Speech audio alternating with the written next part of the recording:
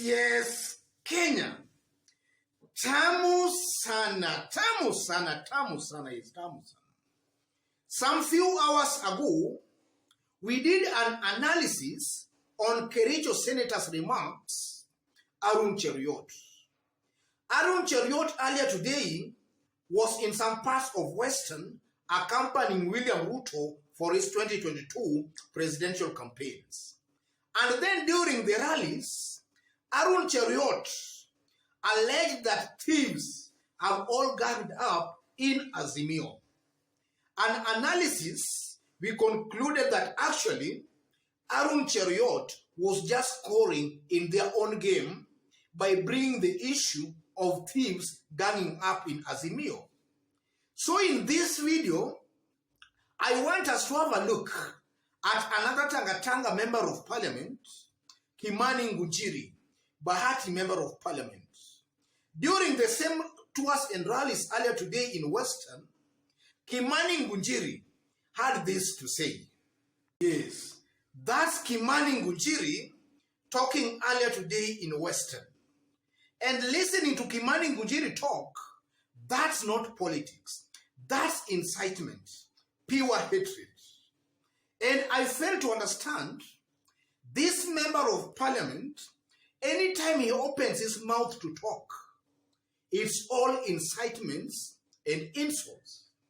Yes. What does that mean, or what does that show about Tanga, and what does that portend for Tanga politics going on towards 2022? What does it mean? The first meaning of this, or what comes out clearly, is that Tanga is a group out to incite Kenyans and sow seeds of hatred. And largely they are doing that because William Ruto has also been doing the same thing. William Ruto, and this is something I've always stated in this YouTube channel, William Ruto is a leader who has been actually inciting communities against communities.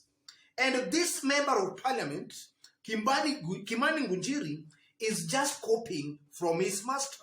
He wants to incite Kenyans against one another because they believe that their only way to power, the only way they can get power is if communities are divided, if there are ethnic divisions amongst communities. They have really been trying that very hard in central or rather in Mount Kenya, so they are cleverly trying to transport that to Western. Whether they will succeed or not, time will tell. That's the first meaning, or what comes out listening to Kimani Ngunjiri. Secondly, Kimani Ngunjiri is actually lying in broad daylight and is lying to Kenyans. That just shows how they take Kenyans. They take Kenyans as fools to insinuate that during the Bomas incident, or rather Bomas celebration, that people are going to do a visit. I think that's too much of a lie. I think even if it's a matter of lying, let Tanga be a little bit smart. Because some things they talk in public, even a young boy or a young child can see that those are lies.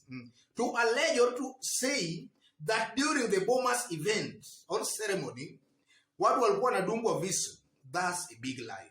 So this member of parliament is just actually lying to Kenyans. Is lying to residents of Western. And is doing that deliberately because maybe he's assuming that the masses are fools. Thirdly, when that member of parliament was talking, or rather was giving his speech, Ruto was just standing beside him, and you could see William Ruto smiling. An indication that what that member of parliament, Kimani Ngunjiri, was actually saying was really impressing William Ruto. And I'm saying that because I still remember some years back when Moses Kuria was being nominated, or rather when there was a by-election in Gatundu South, after the death of Ngugi. William Ruto was on record as saying that Moses Kuria should actually be allowed to serve as a member of parliament for Gatundu because he knew how to talk. And during that time, before Moses Kuria became member of parliament, actually was really writing a lot of rubbish, a lot of incitements, and a lot of insults through social media handles against Raila Amolo Odinga. And at that time, William Ruto felt that Moses Kuria ought to have been elected member of parliament because he knew how to talk by writing those kind of insults. So listening to Kimani Ngunjiri talking today, and then seeing William Ruto smiling just besides Kimani Ngunjiri as he spews such kinds of venom, it just reminds me of years back. That the same William Ruto of years back who believed that Moses Kuria knew how to talk by constantly insulting and profiling the Luo community, that William Ruto has not changed as of today. He's still the same William Ruto. So here again, William Ruto's integrity also stands questioned. William Ruto is coming out as a leader who fails the integrity test. And from where I sit, I tend to believe William Ruto is not yet mature to be voted as the president of this great country, Kenya. That comes out very clearly. Another point, listening to these leaders talk, we had Kimani Ngunjiri, we had Arun Cheriot and a host of those leaders. Hearing them talk, they are somehow in a panic mode. And by now starting their Western tour, they are saying they are in Western for 8 days. By starting that tour itself is a sign that they're actually panicking. They want to counter the Bukungu ceremony.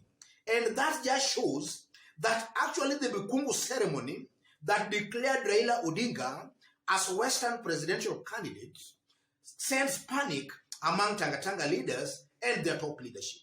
That's why they have hurriedly organized those rallies. So from where I sit, I tend to believe that these people are panicking because for all this time they have been actually campaigning, the ground has not yet warmed up to them.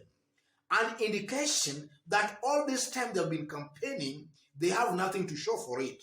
So when Raila Amolo Odinga starts his campaign or is now declared the favorite for Western, they start panicking. That's a clear manifestation that this is a group that is surely panicking.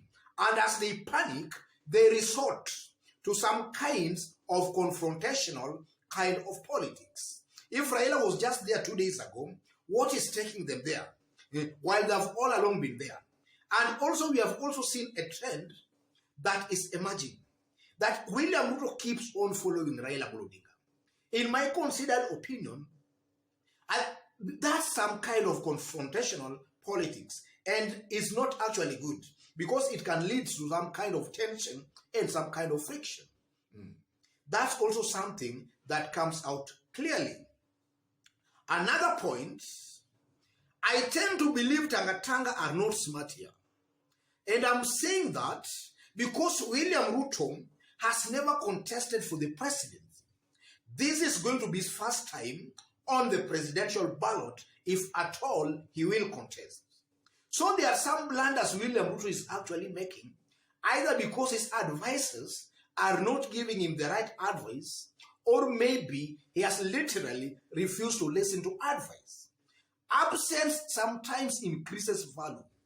Too much presence sometimes decreases value. William Ruto since 2018 has been actively campaigning in Western Kenya. Why is he panicking? I tend to believe, ladies and gentlemen, that the more frequent William Ruto goes to Western, the more now people start to disassociate from him because they are now used to him. He has been there every day. And the message is actually telling them is the same message. So I tend to believe here, William Ruto is not being strategic, and that exposes him and his team as people who are not smart politically. Absence increases value, while too much presence sometimes decreases that value. If William Ruto is too much available in Western, in my considered opinion, that will not help him increase his value or his popularity, because he has been there constantly, but the ground seems not to be warming up to him. It's either William Ruto devise another strategy that will work for him in Western, but not frequently going there. And we saw that backfire in Kisii, because in Kisii, as things stand today, William Ruto has lost a good majority of his supporters, including his point man, deputy governor for Kisii, George Mangi. And before that, William Ruto had been making so many frequent trips in Kisii. As things stand today in Kisii, William Ruto, his popularity has actually declined significantly than it was even in 2018 when he started his campaigns. And I'm also seeing a similar situation, most definitely, will befall William Ruto in Western. He should not be too much available. Let him increase his value by a little bit, going underground a bit. That will help him increase his popularity and value. Otherwise, ladies and gentlemen, listening to Kimani Ngunjiri, this is a leader that I just don't understand how he qualifies to be a honorable member of parliament. This is a warmonger. This is an inciter. Otherwise, ladies and gentlemen, just as I did indicate when we were starting, if you've just bumped here for the very first time, kindly subscribe, give this video a like. If you are watching us for the very first time and you are watching us outside Kenya, drop a comment. Let us know from which part of the globe you are watching us from. And also to our fans and subscribers here, I'm very much humbled, very grateful for the kind of support you are giving me here by constantly giving our videos likes, constantly dropping your comments. Yes. And to any other person who is also a fan of ours here, but you have not yet subscribed, take this moment right now, subscribe, give this video a like, and also if possible, drop a comment. God bless you. God bless Kenya. Tamu sana, tamu sana.